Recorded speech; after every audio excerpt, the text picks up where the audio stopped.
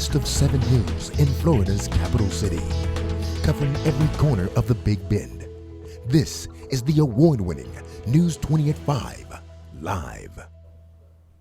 Good evening and welcome to another edition of FAMU TV News 20. I'm Berea Baker. And I'm Taylor Bishop. Lawmakers are scheduled to be in Tallahassee this week for a week of committee meetings to prepare for the 2016 regular session slated for January and will begin redrawing the 40 state Senate districts. The House will let the Senate lead during a 3-week suspension session to come up with a new map. The House Election Committee on Redistricting isn't scheduled to meet until November 2nd, when the Senate is expected to have reached an agreement on how to carve up the state. This is the third special session of the year for Florida legislature. Since the spring session, the Republican-controlled House and Senate have feuded over extending Medicaid to the working poor and the state budget. Sunday morning, a 17-year-old male was arrested on a concealed firearm and vehicle theft charge. According to the Tallahassee Police Department spokeswoman Rachel Denmark, the teen shot himself accidentally while stealing a car in the 500 block of Yeager Street and Meridian Street. After the boy shot himself, he handed the keys to the stolen vehicle to a friend and asked him to drive the stolen vehicle, asked him to drive him to the hospital. On the way there, they were stopped by police officers at Miccosukee Road and Magnolia Drive.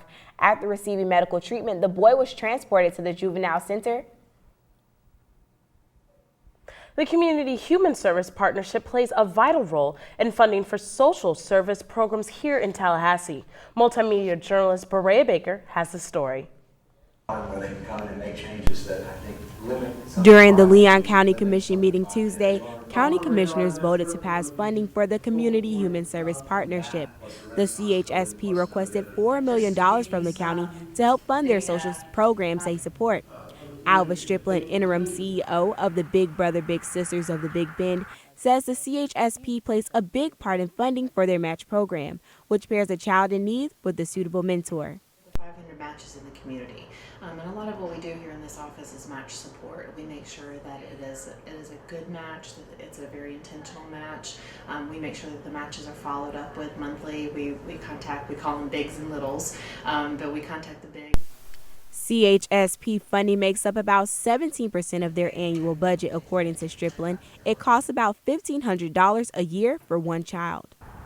The Community Human Service Partnership funds over 20 programs here in Leon County, with Big Brother Big Sisters of the Big Bend being one of them.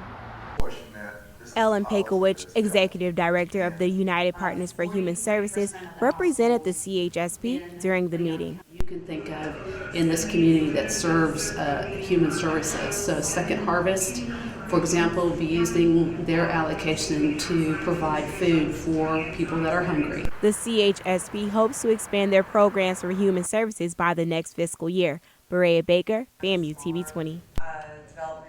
For more information about the CHSP or their programs, contact the Director of Human Services, Aaron Calabro, at 850-606-1900.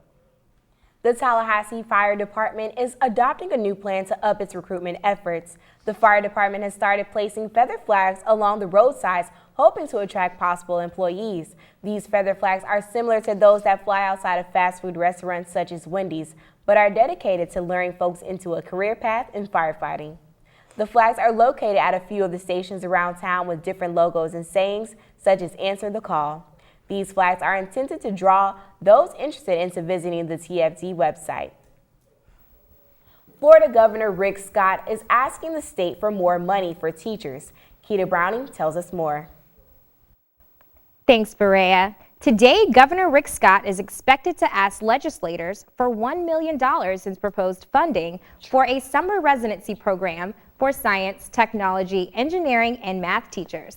With STEM programs at the forefront of education, Governor Scott wants to bring new industry trends in STEM fields back to Florida's K-12 classrooms.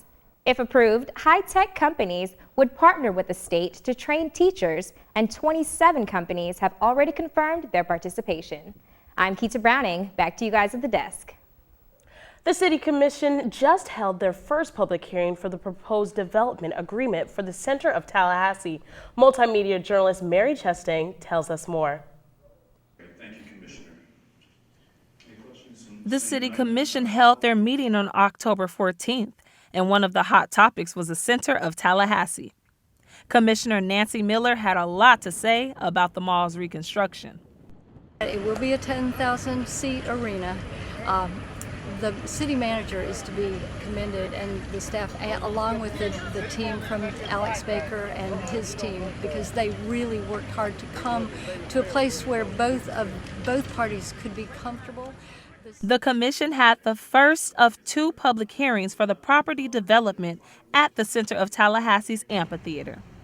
Sound controls and hours of operations were discussed to protect the health and safety of the citizens of Tallahassee. Local resident Lisa Miller is looking forward to the mall's new project.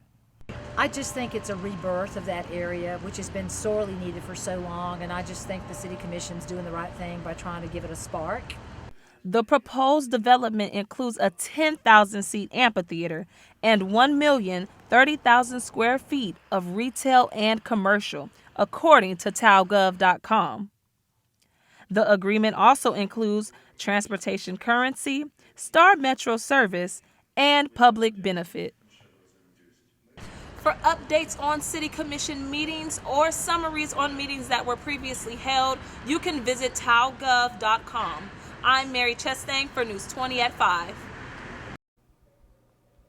The next public hearing will be held on October 28th at City Hall. On Friday, October 23rd, Leon County will host its Leon County Expo from 1 p.m. to 4 p.m. at the Lively Technical Center. By 2022, Leon County will have 10,000 new jobs that require more than a high school diploma but less than a 4-year college degree, which the Leon County Works Expo is geared to address. The expo aims to bring employers, academic institutions, and students together. The event will feature local employers as well as courses to help job seekers find and grow into their career. The expo will be open to students who will learn from local success stories while also visiting with employers. The Florida Prepaid opens its enrollment period with record lows.